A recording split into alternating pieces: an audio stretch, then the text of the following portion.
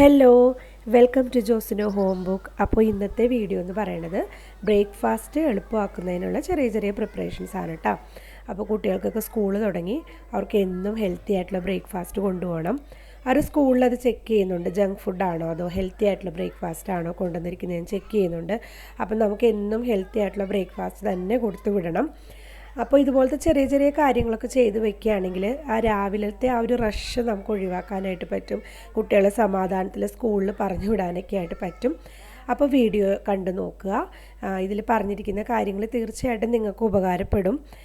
ഉപകാരപ്പെട്ടാൽ, നിങ്ങൾക്ക് ഇഷ്ടപ്പെട്ടാൽ ഒന്ന് ലൈക്ക് ചെയ്യാനും ഷെയർ ചെയ്യാനും മറക്കരുത് കേട്ടോ. അപ്പോൾ നമുക്ക് വീഡിയോയിലേക്ക് പോകാം. അപ്പോൾ ഇന്നത്തെ നമ്മുടെ ബ്രേക്ക്ഫാസ്റ്റ് എന്ന് പറയുന്നത് ചിക്കൻ പുട്ടായിരുന്നു കേട്ടോ. അപ്പോൾ ഞാൻ എപ്പോഴും പുട്ടുണ്ടാക്കുന്ന സമയത്ത് പുട്ടിന് പൊടി നനയ്ക്കുമ്പോൾ കുറച്ചധികം പൊടി നനച്ച് വയ്ക്കും. എന്നിട്ട് ബാക്കി വരുന്നത് ഇതുപോലെ ഒരു എയർ ടൈറ്റ് ആയിട്ടുള്ള ബോക്സിൽ എടുത്ത് വയ്ക്കും കേട്ടോ. അപ്പം നമുക്ക് പിന്നീട് പുട്ടുണ്ടാക്കുന്ന സമയത്ത് പൊടി നനച്ച സമയം കളയണ്ടല്ലോ, ജസ്റ്റ് ആവി കയറ്റിയെടുത്താൽ മതിയല്ലോ. അതെടുത്ത് ഫ്രിഡ്ജിൽ വെക്കാൻ നോക്കിയപ്പോഴാണ് ഫ്രിഡ്ജ് ഫുള്ളായിരിക്കുന്നത് കണ്ടേ. എന്നാൽ പിന്നെ ഫ്രിഡ്ജും കൂടെ ഒന്ന് ക്ലീൻ ആക്കിയേക്കാമെന്ന് വിചാരിച്ചു. നമുക്ക് ആവശ്യമില്ലാത്ത സാധനങ്ങൾ എടുത്ത് കളയാം. ചിലപ്പോൾ നമ്മൾ കറികളൊക്കെ ബാക്കി വരുന്നത് എടുത്ത് വയ്ക്കും, പക്ഷേ പിന്നീട് അത് ഉപയോഗിക്കില്ല. അപ്പോൾ നമ്മളൊരു 1 വീക്ക് കൂടുതലുള്ള സാധനങ്ങളൊന്നും ഫ്രിഡ്ജിൽ വെക്കില്ല കേട്ടോ. 1 വീക്ക് കൂടുമ്പോൾ ഇതുപോലൊരു ഡീപ്പ് ക്ലീനിങ് അല്ല, ജസ്റ്റ് ഒന്ന് ക്ലീൻ ചെയ്തെടുക്കാറുണ്ട്. അപ്പം അങ്ങനെ നോക്കിയപ്പോഴാണ് കുറച്ച് മുന്നേ വാങ്ങിച്ച വാഴയില ഇരിക്കുന്നത് കണ്ടത്. ഇത് ന്യൂസ് പേപ്പറിൽ പൊതിഞ്ഞ് വയ്ക്കുകയാണെങ്കിൽ കുറച്ചധികം കാലം നിന്നോളും. പക്ഷേ എൻ്റെ കയ്യിൽ ന്യൂസ് പേപ്പർ ഉണ്ടായില്ല, അപ്പോൾ ഞാൻ അലുമിനിയം ഫോയിൽ പേപ്പറിൽ വെച്ചിട്ടാണ് പൊതിഞ്ഞ് വെച്ചത്.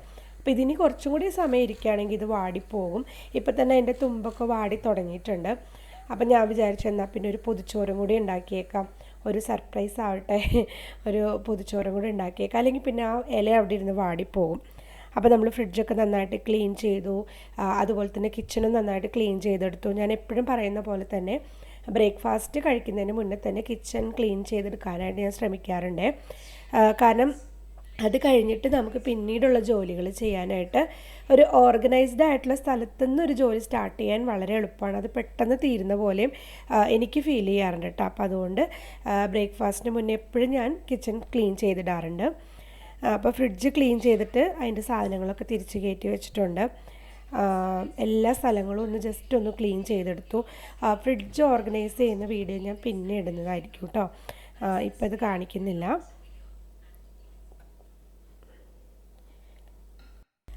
അപ്പോൾ ബ്രേക്ക്ഫാസ്റ്റിന് ശേഷം കുറച്ച് സമയം ഞാൻ ഫോണിൽ സ്പെൻഡ് ചെയ്യാറുണ്ട് കേട്ടോ. എന്തെങ്കിലും എഡിറ്റ് ചെയ്യാനുണ്ടെങ്കിൽ എഡിറ്റ് ചെയ്യും, അതുപോലെ ഫേസ്ബുക്ക് നോക്കോ വാട്സപ്പ് നോക്കോ അങ്ങനെ എന്തെങ്കിലുമൊക്കെ ചെയ്തിട്ട് നമ്മൾ കുറച്ച് സമയം ഫോണിൽ സ്പെൻഡ് ചെയ്യാറുണ്ട് കേട്ടോ.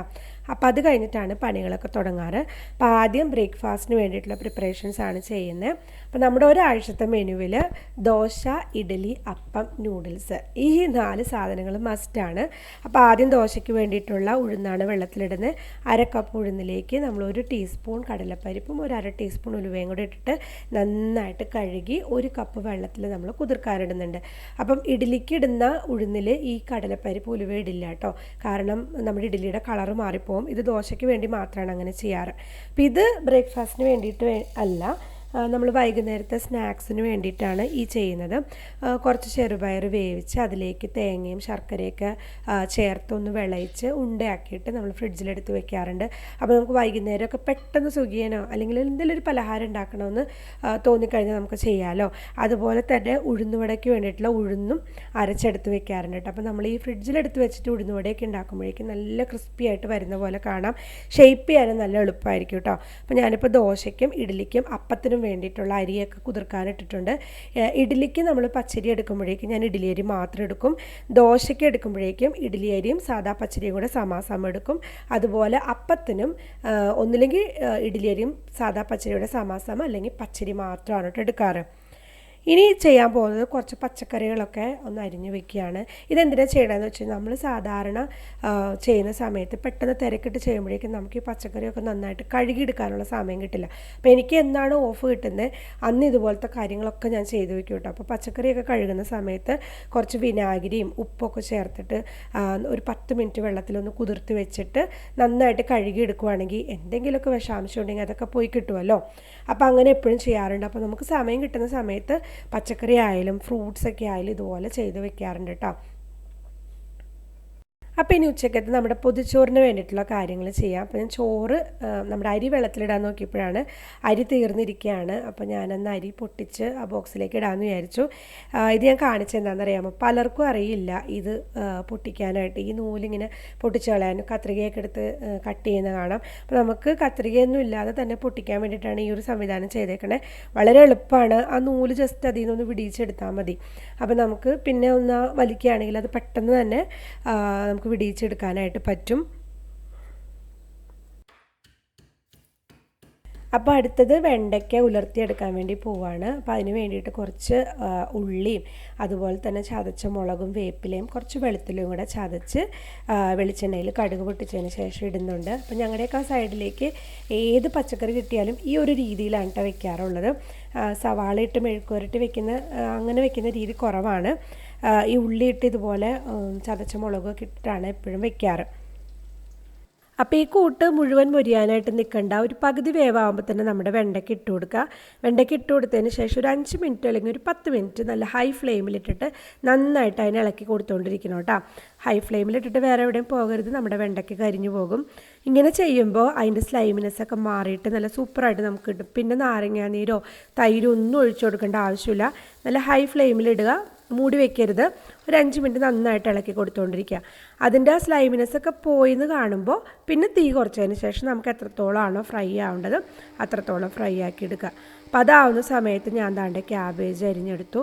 ഞാൻ എപ്പോഴും പറയുന്ന പോലെ തന്നെ ക്യാബേജ് ഞാൻ മുഴുവനായിട്ടാണ് അരിഞ്ഞെടുക്കാറ്. അതരിഞ്ഞു വന്നപ്പോഴേക്കും നമ്മുടെ വെണ്ടയ്ക്ക് റെഡിയായി. ഇനി ചെയ്യാൻ പോണത് കുറച്ച് പരിപ്പെടുത്ത് വേവിച്ച് വെക്കുകയാണ്. അപ്പോൾ നമുക്ക് ദോശയും ഇഡ്ഡലിയൊക്കെ കഴിക്കുമ്പോൾ സാമ്പാർ വേണമല്ലോ. അപ്പോൾ അതിന് വേണ്ടിയിട്ട് കുറച്ച് പരിപ്പെടുത്ത് വേവിച്ച് വെക്കുകയാണ്. ആ പരിപ്പ് വേവുന്ന സമയത്ത് ഞാൻ ബീൻസ് അരിഞ്ഞ് മാറ്റി വെച്ചു. ഈ ഒരു മെഷീനെ പറ്റി ഞാൻ ഇതിന് മുന്നേ ഒക്കെ പറഞ്ഞിട്ടുണ്ട്. ഇതിൻ്റെ ഉപയോഗം ഇതെങ്ങനെയാണ് ഉപയോഗിക്കേണ്ടതെന്നൊക്കെ ഉള്ളത് ഞാൻ ഇതിന് മുന്നേ ഒരു വീഡിയോ ചെയ്തിട്ടുണ്ട് കേട്ടോ. അപ്പോൾ നമ്മുടെ ഒരാഴ്ചത്തേക്കുള്ള ഇപ്പോൾ ബ്രേക്ക്ഫാസ്റ്റിൻ്റെയും അതുപോലെ തന്നെ ലഞ്ചിൻ്റെയും പകുതി ഭാഗം പ്രിപ്പയർ ആയിട്ടുണ്ട്. ഇനി ഇത് നൂഡിൽസിന് വേണ്ടിയിട്ടുള്ളതാണ്. അപ്പോൾ അത് ആ വേവിക്കുന്ന ക്രമത്തിൽ തന്നെയാണ് ഞാൻ എടുത്തു വെച്ചേക്കുന്നത്. ആദ്യം ക്യാരറ്റ്, പിന്നെ ക്യാബേജ്, പിന്നെ ക്യാപ്സിക്കം. പക്ഷേ ക്യാപ്സിക്കം നമ്മൾ അരിഞ്ഞെടുത്ത് വെക്കേണ്ട ആവശ്യമില്ല. കാരണം 2 ദിവസം കഴിഞ്ഞപ്പോഴേക്കും അതിൽ നിന്ന് വെള്ളം ഇറങ്ങി വന്ന പോലെ എനിക്ക് തോന്നി. അപ്പോൾ ക്യാപ്സിക്കം നമ്മൾ ആ എടുക്കുന്ന സമയത്ത് അരിഞ്ഞാൽ മതി. എന്നിട്ട് ഇതുപോലത്തെ സിപ്പ് ലോക്ക് ബാഗിലോ അല്ലെങ്കിൽ നല്ല എയർ ടൈറ്റ് ആയിട്ടുള്ള ബോക്സിലോ ഒക്കെ എടുത്ത് ഫ്രിഡ്ജിലെടുത്ത് വെക്കുക കേട്ടോ.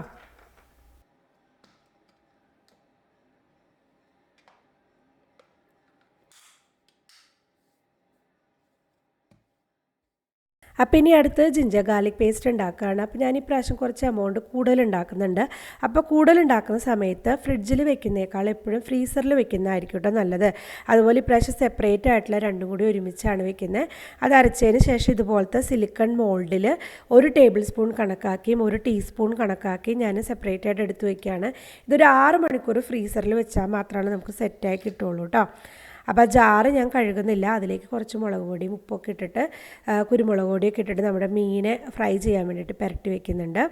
ഇനിയിപ്പം നമുക്ക് നമ്മുടെ പൊതിച്ചോറ് ചെയ്യാനായിട്ടുള്ള സംഭവങ്ങളൊക്കെ ചെയ്യാം.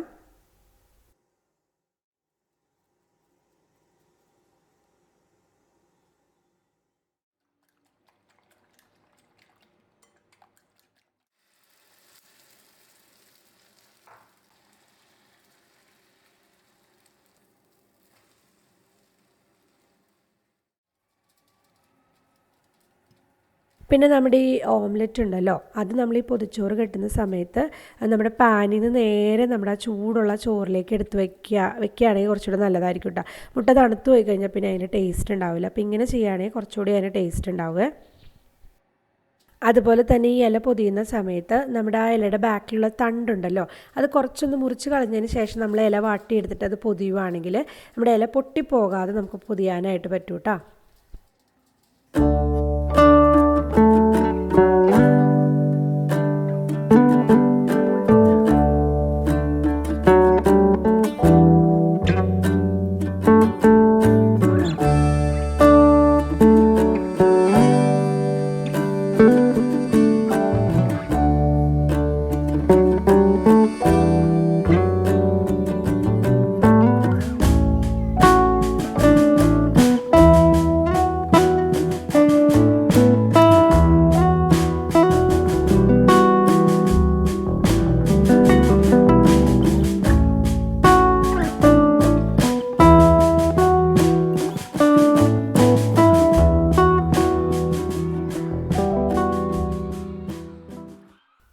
അപ്പോൾ ചോറൂണൊക്കെ കഴിഞ്ഞ് കുറച്ച് സമയം ഒന്ന് റെസ്റ്റ് എടുത്തതിന് ശേഷം നമ്മുടെ മാവ് കരച്ചെടുത്ത് മാറ്റി വെച്ചു.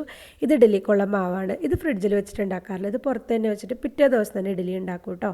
ഇത് അപ്പത്തിനുള്ള മാവാണ്. ഇതൊരു 1 മണിക്കൂർ കഴിയുമ്പോഴേക്കും നമ്മുടെ അപ്പത്തിൻ്റെ മാവ് ജസ്റ്റ് ഒന്ന് പൊങ്ങി വരുന്നതായിട്ട് കാണാം. അങ്ങനെ ജസ്റ്റ് പൊങ്ങി വരുന്ന സമയത്ത് തന്നെ നമ്മൾ ഫ്രിഡ്ജിലേക്ക് എടുത്ത് വയ്ക്കുക. മുഴുവൻ പൊങ്ങാൻ നിൽക്കേണ്ട ആവശ്യമില്ല. ജസ്റ്റ് ഒന്ന് പൊങ്ങി വരുന്ന സമയത്ത് ഫ്രിഡ്ജിലേക്ക് എടുത്ത് വയ്ക്കുക. എന്നാണോ നമുക്ക് അപ്പം ഉണ്ടാക്കുന്നത് അപ്പോൾ നമുക്ക് ഫ്രിഡ്ജിൽ നിന്ന് നേരെ എടുത്ത് അപ്പം ഉണ്ടാക്കാം കേട്ടോ. അങ്ങനെ ഉണ്ടാക്കുമ്പോഴേക്കും നല്ല സോഫ്റ്റ് ആയിട്ടുള്ള സൂപ്പറായിട്ടുള്ള അപ്പം കിട്ടുന്നതായിട്ട് കാണാം. ഇനി ഇത് ദോശയ്ക്കുള്ള മാവാണ്. ഇതും ഇതുപോലെ തന്നെ ഒരു 2 മണിക്കൂർ പുറത്ത് വെച്ചതിന് ശേഷം നമ്മൾ ഫ്രിഡ്ജിലേക്ക് എടുത്ത് വയ്ക്കുക. പിന്നെ എന്നാണോ നമുക്ക് ദോശ ഉണ്ടാക്കുന്നത് അതിൻ്റെ തലേദിവസം ഫ്രിഡ്ജിൽ നിന്ന് എടുത്ത് മാവ് പൊങ്ങാൻ വേണ്ടി വെച്ചാൽ മതി. അപ്പോൾ ഇങ്ങനെ ഉണ്ടാക്കിയെടുക്കുന്ന സമയത്ത് നമുക്ക് ഈ ദോശയുടെ മാവിനോ അപ്പത്തിൻ്റെ മാവിനോ ഒന്നും ഒട്ടും പുളി ടേസ്റ്റ് ഉണ്ടാകത്തില്ല. നല്ല സൂപ്പറായിട്ടുള്ള നല്ല ടേസ്റ്റി ആയിട്ടുള്ള ദോശ അപ്പമൊക്കെ ഉണ്ടാക്കിയെടുക്കാനായിട്ട് പറ്റും കേട്ടോ. ഇത് പിന്നെ ഉഴുന്നുവടയ്ക്കുള്ള ഉഴുന്നെടുത്ത് മാറ്റി വെച്ചതാണ്. പിന്നെ ഇത് സുഖിയന് വേണ്ടിയിട്ടുള്ള പയർ വേവിച്ച് ഇനി ഇതിലേക്ക് തേങ്ങ ശർക്കരയൊക്കെ ചേർത്ത് വിളയിച്ചെടുക്കും.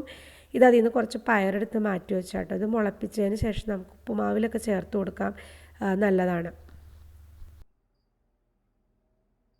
ഇനി നമുക്ക് കുറച്ച് രാവിലത്തെ കാഴ്ചകൾ കാണാം. അപ്പോൾ എങ്ങനെയാണ് ഇതുപോലത്തെ പ്രിപ്പറേഷൻസൊക്കെ ചെയ്ത് വയ്ക്കുമ്പോൾ അത് ബ്രേക്ക്ഫാസ്റ്റ് ഉണ്ടാക്കാനായിട്ട് ഉപകരിക്കുന്നതെന്നും അതുപോലെ തന്നെ രാവിലത്തെ ആ റഷൊക്കെ നമുക്കൊന്ന് ഒഴിവാക്കാനായിട്ട് എങ്ങനെയാണ് പറ്റുന്നതെന്നൊക്കെ നോക്കാം കേട്ടോ. അപ്പോൾ എപ്പോഴും പറയുന്ന പോലെ തന്നെ വീഡിയോ ഇഷ്ടമായാൽ ലൈക്ക് ചെയ്യാനും ഷെയർ ചെയ്യാനും മറക്കരുത്. അതുപോലെ സബ്സ്ക്രൈബ് ചെയ്തിട്ടില്ലെങ്കിൽ സബ്സ്ക്രൈബ് ചെയ്തൊന്ന് സപ്പോർട്ട് ചെയ്യാനും മറക്കരുത് കേട്ടോ.